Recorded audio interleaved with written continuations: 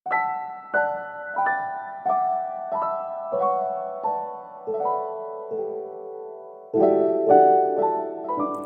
kasaysayan ng paglikha. Nang simulang likhain ng Diyos ang lupa at ang langit, ang lupa ay wala pang hugis o anyo. Dilim ang bumabalot sa kalaliman at umiihip ang malakas na hangin sa ibabaw ng tubig. Sinabi ng Diyos, magkaroon ng liwanag, at nagkaroon nga. Nasiyahan ng Diyos nang ito'y mamasdan. Pinagbukod niya ang liwanag at ang dilim. Ang liwanag ay tinawag niyang araw at ang dilim naman ay tinawag na gabi. Dumaan ang gabi at sumapit ang umaga. Iyon ang unang araw.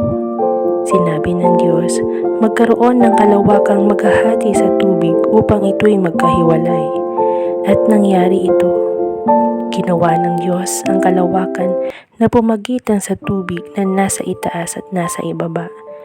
Langit ang itinawag niya sa kalawakan. Dumaan ang gabi at sumapit ang umaga.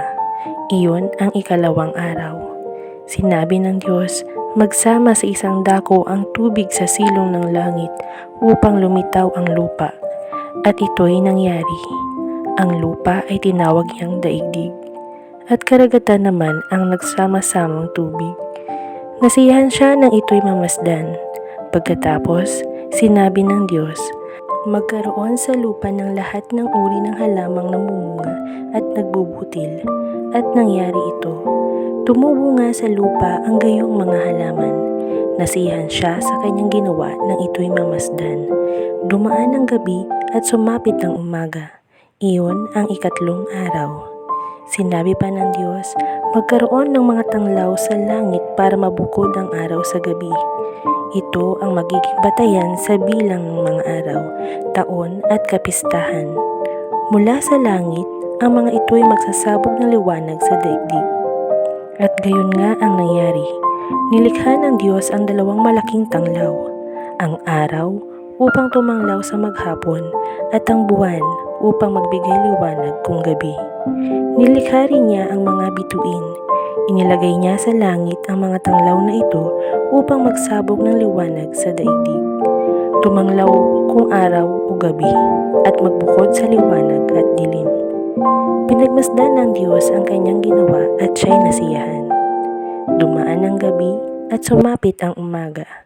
Iyon ang ikaapat na araw.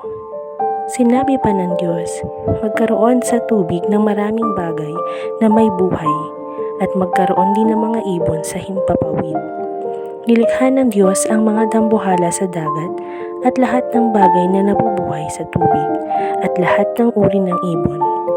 Minasdan niya ang kanyang ginawa at siya'y nasiyahan. Pinagpala niya ang mga ito at sinabi, magpakarami ang lahat ng bagay na nabubuhay sa tubig at punuin ang karagatan. Magpakarami rin ang mga ibon at punuin ang daigdig. Dumaan ang gabi at sumapit ang umaga. Iyon ang ikalimang araw. Sinabi ng Diyos, magkaroon ng lahat ng uri ng hayop sa lupa, maaamo, maiilap, malalaki at maliliit. At gayon nga ang nangyari.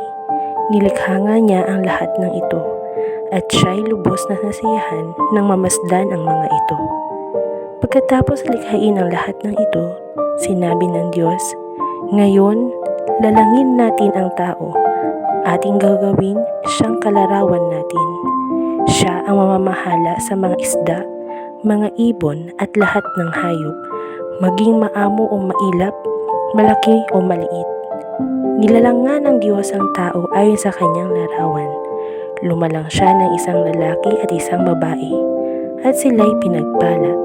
Wika niya, magpakarami kayo at punuin ng inyong mga supling ang buong daigdig at pamahalaan ito. Binibigyan ko kayo ng kapangyarihan sa mga isda, sa mga ibon at sa lahat ng maiilap na hayop, maging malalaki o maliliit. Bibigyan ko rin kayo ng lahat ng uri ng butil at mga bungang kahoy na iyong makakain. Ang lahat ng halamang luntian ibibigay ko naman sa maiilap na hayop, malaki man o maliit, at sa lahat ng mga ibon. At ito nga ang nangyari. Pinagmasdan ng Diyos ang lahat niyang ginawa, at lubos siyang nasiyahan. Dumaan ang gabi at sumapit ang umaga. Ito ang ika-6 na araw. Gayon nilikha ng Diyos ang lupa, ang langit at lahat ng bagay na naroroon. Sa loob ng 6 na araw, tinapos niyang likhain ang lahat ng ito, at siya'y nagpahinga sa ika-7 araw. Pinagpala niya ang ika-7 araw at itinangi, sapagkat sa araw na ito, siya'y nagpahinga matapos likhain ang lahat. Ganito ang pagkalikha sa lupa at sa langit.